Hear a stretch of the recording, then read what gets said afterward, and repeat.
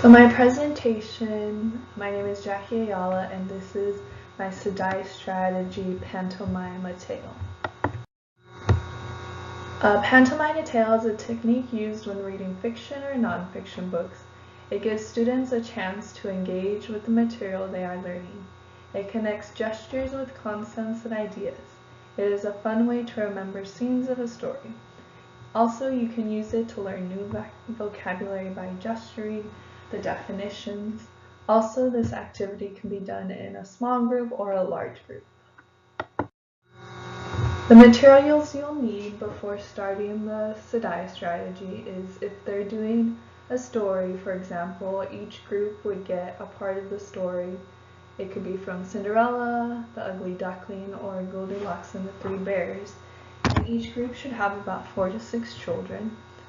If the lesson is doing vocabulary, they would be given a word or a definition, and they would have to act out the word or definition with the partner.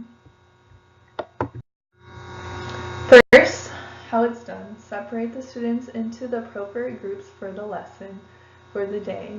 Then the teacher gives each group a part of the story that is being read for the class. While the students are in their group, they will decide one person to be a reader and the rest will act out what the reader is saying. Then the groups will present their story to the class using gestures only. The only one that is allowed to talk is the reader. And they will go in group order by, if they have the beginning of the story, they would start, the middle, and the end. And if doing vocabulary words, they would just act out with their partner. The benefits. It helps students interact with each other in a different way. Helps students understand different vocabulary. Helps students to build their confidence. Helps English language learners to participate in class because they can match gestures with concepts, especially for words that they're not recognizable for them. The language barrier will be erased because using gestures to explain what they are trying to say. Also, it helps introverts to be a part of the class.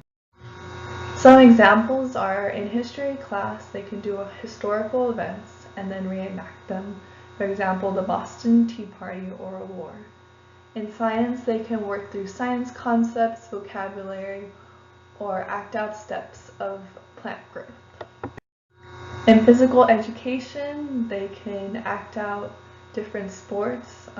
For example, Olympic sports, do swimming, diving, long jump, triple jump, jumping, baseball. And then like this visual aid shows hopping, skipping, slide, dribble. So they would have a gesture for each word. And then in language arts, they can do reading stories to help with sequence of events and when learning.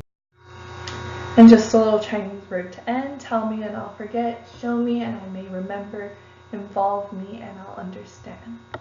Presentation.